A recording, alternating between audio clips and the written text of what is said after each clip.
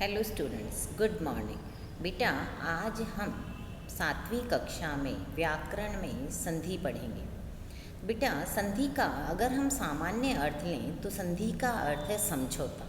बेटा, समझौता कैसे कि मान लो दो राजा या दो रियासतें आपस में युद्ध करना चाहती हैं और वो युद्ध करने की जगह पे अगर आपस में संधि कर लेती हैं यानी समझौता कर लेती हैं तो बेटा युद्ध नहीं होता, यानी युद्ध को टाला जा सकता है कैसे? समझौता करके।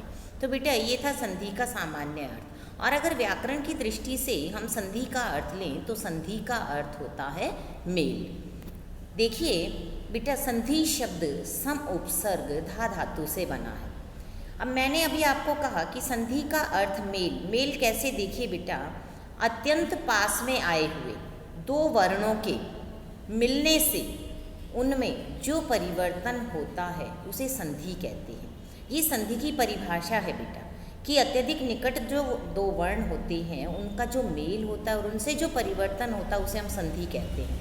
उदाहरण देखिए कि कैसे हिम प्लस आल्य।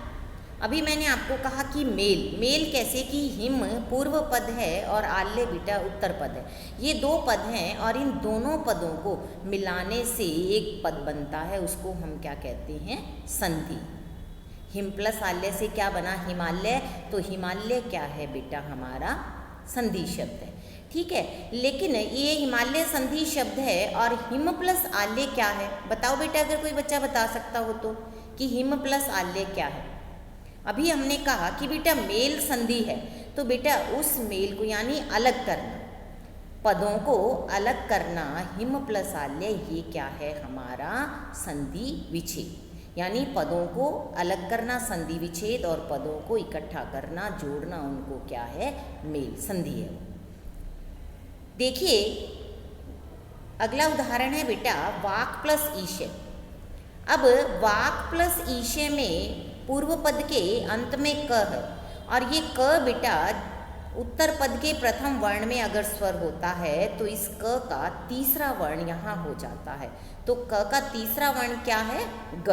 और ग में ई जोड़ेंगे तो क्या बनेगा? वागीशे। बेटा ये हमारा व्यंजन संधि का उदाहरण है।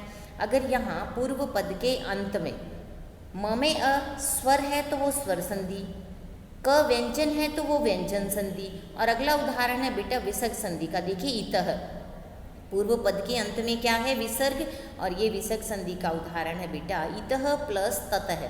देखिए यहाँ त के बाद विसर्ग है और अगर उत्तर पद के प्रथम वर्ण जो हमारा व्यंजन है और वो व्यंजन तय है त, तो त से पहले अगर विसर्ग है तो बेटा वहाँ स हो जाता है उस विसर्ग को। तो देखिए ईतस्ततः, तो ये जुड़कर क्या बन जाएगा? ईतस्ततः। यहाँ विसर्ग को क्या हो गया?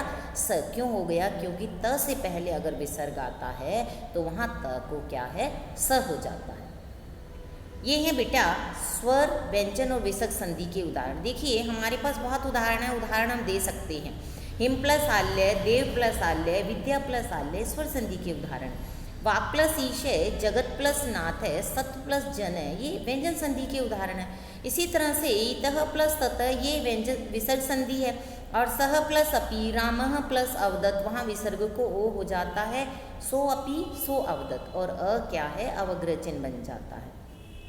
अब आते हैं बेटा हम संधि पर। संधि के भेद यानी संधि के प्रकार कि संधि के भेद। संधि के 3 भेद हैं, स्वर संधि, व्यंजन संधि और विसर्ग संधि। बेटा सबसे पहले हम स्वर संधि के बारे में जानेंगे। स्वर संधि क्या है हमारी? स्वर संधि अभी हमने पढ़ा कि पास में आए दो स्वरों के मिलने से उनमें जो परिवर्तन होता है उसे स्वर संधि कहते हैं। बेटा हमने संधि में यहाँ 2 वर्णों की बात की थी, क्योंकि संधि में हमारे पास स्वर, व्यंजन, विसर्ग तीनों हैं, तो उसमें हम किसकी बात करेंगे? वर्णों की। और स्वर संधि में हम किसकी बात करेंगे? स्वरों की। जब 2 स्वर निकट होते हैं तो उनके मेल से परिवर्तन होने पर स्वर संधि होती है और वर्णों के मेल से होने पर संधि होती है। तो ध्यान रखेंगे इस बात का। इसके उदाहरण देखिए बेटा, स्वर संधि के उदाहरण देखिए। देव प्लस आल्य, देव व में अ और आल्य का आ, यानी अ भी हमारा स्वर है और आ भी हमारा स्वर है। और अ और आ मिलकर क्या बन जाते हैं, देवालय। इसी तरह से अगला उदाहरण है इति प्लस आदि। अब त में ई ये भी हमारा स्वर है और आ भी क्या है, हमारा स्वर है, और ये यण संधि का एग्जाम्पल है, तो हमने यहाँ कहा इत्यादि। रमा प्लस ईशे, अब रमा माँ में आ और ईशे का ई ये दोनों ही स्वर हैं, और आ और ई के मेल से क्या बना, ए गुण, तो क्या बना, रमेश। बेटा यहाँ भी हम बहुत सारे उदाहरण अपने दे सकते हैं। विद्या प्लस अर्थी, विद्यार्थी। सु प्लस आगत, स्वागत। इति प्लस आदि, इत्यादि बना। इसी तरह से हम अति प्लस अधिक, अत्यधिक, बहुत सारे एग्जाम्पल है, और ये सारे क्या है बेटा, उदाहरण हमारे स्वर संधि के उदाहरण हैं। तो बेटा आज की वीडियो में बस हम इतना ही करेंगे, और बाकी की संधि हम नेक्स्ट वीडियो में करेंगे। धन्यवाद।